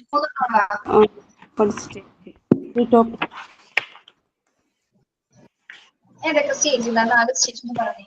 4 stages അറിയാണ്ടാണ് നമ്മൾ പഠിക്കുന്നത്. എന്തോ motor stage, operational stage, pre operation stage, sensory motor stage, pre operational stage, concrete operational stage, formal operational stage. 4 എണ്ണോയോ?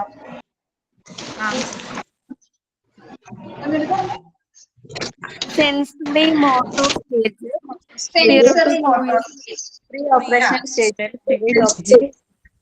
Formal concrete operational stage, ഒരാള്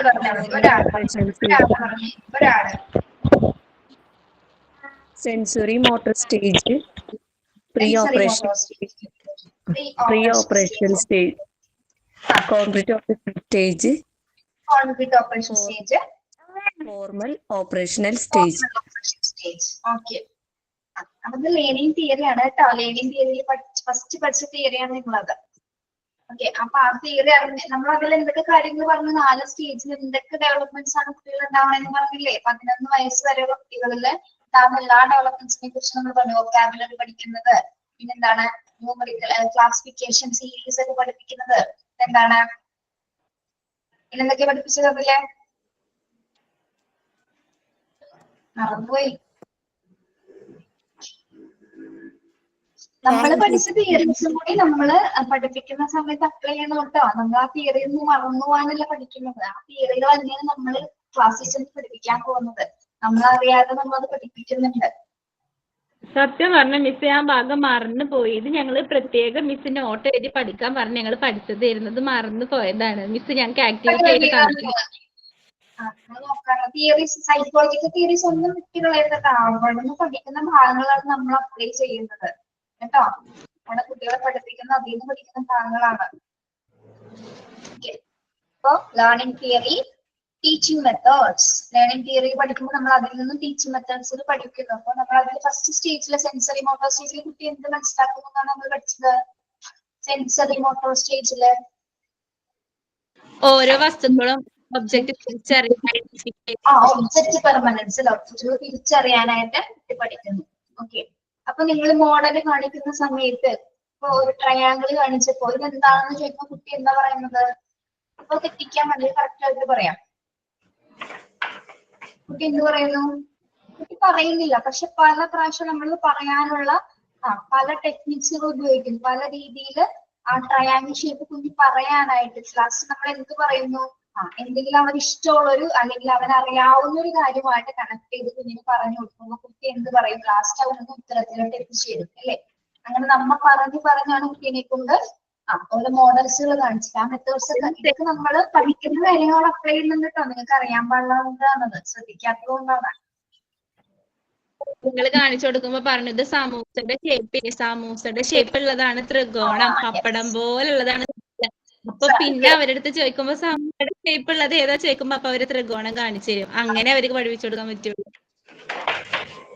അപ്പൊ അത് അവിടെ ഏത് തിയറിയാണ് Nishana ഉപയോഗിച്ചേക്കുന്നത്? Sensory motor stage ആണ് അവിടെ പറയുന്നത് കേട്ടോ. അതിനെ കുറിച്ചിട്ടാണ് പറഞ്ഞു കൊടുക്കുന്നത്. കുട്ടിക്ക് സമൂസ എന്ന പിക്ചർ കുട്ടിയുടെ മനസ്സിൽ വന്നിട്ടുണ്ടായിരിക്കും അല്ലെ?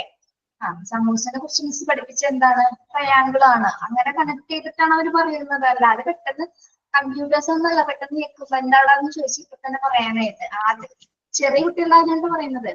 നമ്മൾ ഏത് വയസ്സിൽ നിന്നാണ് സ്റ്റാർട്ട് ചെയ്തത്? 0 to 2 years അല്ലേ സെൻസറി മോട്ടോർ സ്റ്റേജ് തുടങ്ങുന്നത്. 0 to 2 years, 2 years, 5 years, 7 to അങ്ങനെയല്ല കണക്ഷൻ പോകുന്നത്.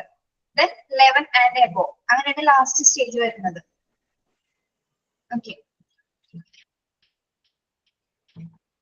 Teaching methods, motivations, cognitive, emotional, കിടക്കുന്നുണ്ടോ? Cognitive, emotional and moral development, parent-child relationship, etc. Education psychology ഇത്തരം കാര്യങ്ങളാണ് എന്ത് ചെയ്യുന്നത്? അത് കവർ ചെയ്ത് പോകുന്നത്. വിദ്യാഭ്യാസ മനഃശാസ്ത്രത്തിൽ നമ്മൾ ടീച്ചർ കവർ ചെയ്യുന്ന കാര്യങ്ങളാണ് എന്തൊക്കെയാണ്? Learning theories, teaching methods, motivations, cognitive theories എന്നുണ്ട് അവിടെ. കോഗ്നിറ്റീവ് ആൻഡ് ഇമോഷണൽ രണ്ടും വരുന്നുണ്ട്. And moral development theories. Moral development theories എന്തെങ്കിലും പറഞ്ഞു തന്നായിരുന്നു ഷംസ്? ഹോൾബെർഗിന്റെ തിയറി പഠിപ്പിച്ചായിരുന്നോ? ഇല്ല. Okay. Parent child relationships etcetera. ഇത്തരം കാര്യങ്ങളാണ് എഡ്യൂക്കേഷൻ സൈക്കോളജിയിൽ കവർ ചെയ്ത് പോകുന്നത്. ഇത്തരം കാര്യങ്ങൾ നമ്മൾ മനസ്സിലാക്കി പഠിച്ച് അതിന്റെ മെത്തേഡ്സ് ഒക്കെ അറിഞ്ഞിട്ട് വേണം എന്ത് അധ്യാപന രീതിയിൽ നമ്മൾ ആദ്യം സ്കൂളിൽ ക്ലാസ് എടുക്കാനായിട്ട്. ഓക്കെ, അങ്ങനെയാണ് വിദ്യാഭ്യാസ മനഃശാസ്ത്രം സാരാംശിക്കുന്നത്. തിയറീസുകൾ ഒന്നും മറന്നു പോകരുത്. ഒരു സ്റ്റേജസ് പോലും മറന്നു പോകരുത്. ഏത് വയസ്സ് മുതൽ ഏത് വയസ്സ് വരെയാണ് കുട്ടിക്ക് ആ സ്റ്റേജ് ഉള്ളത് എന്ന് വ്യക്തമായിട്ട് ഒന്ന് മനസ്സിലാക്കിയാൽ മതി. അത് കാണാതെ പഠിക്കണമെന്നല്ല, മനസ്സിലാക്കിയാൽ മതി. നിങ്ങൾക്ക് അത്യാവശ്യം ഓർമ്മശക്തിയൊക്കെ ഉണ്ടല്ലേ? നിങ്ങൾ ഈ സ്റ്റേജസ് പറയില്ല. അത്യാവശ്യം നല്ല ഓർമ്മശക്തി ഉണ്ട്. ഓക്കെ, നെക്സ്റ്റ് ക്ലാസ് വരുമ്പോള് ഇതിപ്പോ ആകെ നിർത്തിയിട്ട് അങ്ങ് പോകരുത് കേട്ടോ. നെക്സ്റ്റ് ക്ലാസ് വരുമ്പോൾ ഈ നേച്ചർ ഓഫ് എഡ്യൂക്കേഷൻ സൈക്കോളജി വരെ വായിച്ചിട്ട് വരണം. ഈ ഒരു 5 പോയിന്റ്സ് ഉണ്ട്, അത് വരെ നോക്കിയിട്ട് വരണം കേട്ടോ. ബുധനാഴ്ച എടുത്ത് നോക്കിയാലും മതി, ബുധനാഴ്ച എടുത്ത് വായിച്ചാൽ മതി. അപ്പൊ പിറ്റേ ദിവസം എന്തായാലും ഓർക്കോളാം. ഓക്കെ, അത് വരെ ഒന്ന് വായിച്ച് മനസ്സിലാക്കിയിട്ട് ഒന്ന് വരണം കേട്ടോ. എന്നിട്ട് നിങ്ങൾ പറയണം, ഞാൻ ചോദിക്കുന്നതനുസരിച്ച് പറഞ്ഞാൽ നിങ്ങൾക്ക് മനസ്സിലാവുന്ന കാര്യങ്ങളുള്ളതല്ലേ. അറിയാത്തതാണ് ഞാൻ പറഞ്ഞത്.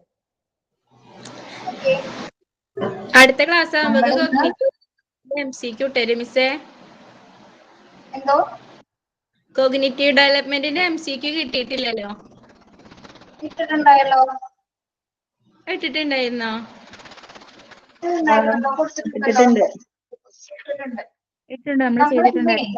പ്രയർ പാടിയോ? ഇല്ല. തോട്ട് പറഞ്ഞോ? ഇല്ല. അപ്പൊ അതൊന്നും എന്താ ചെയ്യാ? അതൊക്കെ ഗ്രൂപ്പിൽ ഞങ്ങൾ അതെന്താ ചെയ്യാ? നിഷാനൊന്ന് വൈകിയോണ്ടാണ് അതൊക്കെ വൈകിപ്പോയത്. ഞാൻ 12:05 കഴിഞ്ഞിട്ടാ കേറിയത്. ഞങ്ങള് ഗ്രൂപ്പില് കോർഡിനേറ്റേഴ്സിനൊക്കെ വെച്ച് പ്രയർ ഞാൻ സൈൻ ഇൻ ഞാൻ ചെയ്യാന്നൊക്കെ പറഞ്ഞ് തീരുമാനിച്ചു വെച്ചിരുന്നതാ. പിന്നെ എന്താ അവര് ചെയ്യാത്തെന്ന് അറിയില്ല. കുഴപ്പമില്ല. എന്തായാലും ഒരു സൈൻ ഔട്ട് പറഞ്ഞിട്ട് ലീവ് ചെയ്തോളൂ നിങ്ങള്. ആരാണ് സൈൻ ഔട്ട് പറയുന്നത്?